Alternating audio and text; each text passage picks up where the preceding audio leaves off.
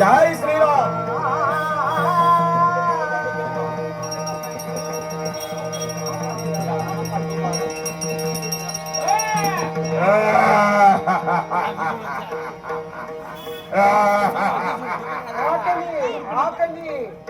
దానవి, ఎవరవు నీవు?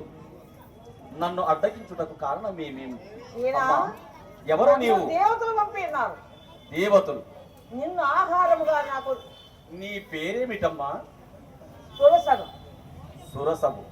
నీ వచ్చిన కారణం ఏమి? నాకు ఆకలి ఉంటున్నది. ఆకలి? మరి నేనేమి చేయవలెను తల్లి? నా నోటిలో నీవు చోరీ వచ్చినను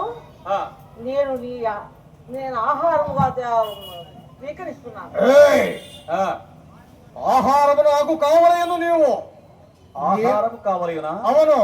ఆకలి ఆకలి. అమ్మా, నేను రామకార్య దురంధరునై సీతామహా కొరకు నేను వెళ్ళుచున్నాను.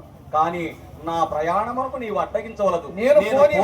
నేను పోయి వచ్చిన తర్వాత నీకు ఆకలి నేను నీ నోటిలో ఆహారముగా నేను వెళ్ళుచున్నాను. కానీ నాకు మాత్రం ఇప్పుడు నన్ను వదలు, నేను పోచున్నాను.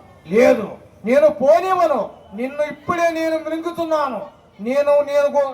నేను ఒక్కరు కూడా నిన్ను ముందరికి పోనివను. మరి నీవు నన్ను మృంగుచున్నావా? అవును. సరే, నీ ఆజ్ఞానుసారమే కానిమ్ము. నేను ఇప్పుడే నిన్ను నా నోరు తెరచి నీకు గలుక్కున మృంగుతున్నాను. చూడు.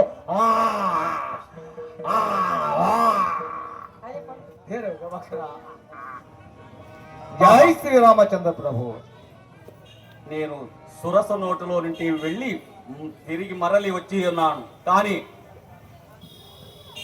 అదే కాబోలు లంకాపురి పట్టణము.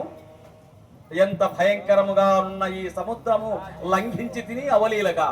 కానీ షష్ఠియోజన విస్తీర్ణం శతయోజనమాయుతం సప్త ప్రాకారమేష్టితం నవకోటి శివాలయం చాతుర్లక్ష వీధీనాం 7 కోటలు 8 వాక్యండ్ల చేత ఒప్పుబడినటువంటి ఈ లంకాపురి పట్టణము ఎంత వైభవం చేత ఉన్నది. మట్టిచే నిర్మించినది కాదు, ఇటికిచే నిర్మించినది కాదు, రాతిచే నిర్మించబడినది కాదు. కానీ బంగారు, ఇత్తడి, కంచు, వెండి ఇటువంటి పంచలోహాలతో నిర్మింపబడినటువంటి ఈ లంకాపురి పట్టణం ఎంత వైభవం చేత ఉన్నది. కానీ వర్ణించుటకు 1000 ఫణముల గల ఆదిశేషునికైనా తరమగున ఈ లంకాపురమునకు.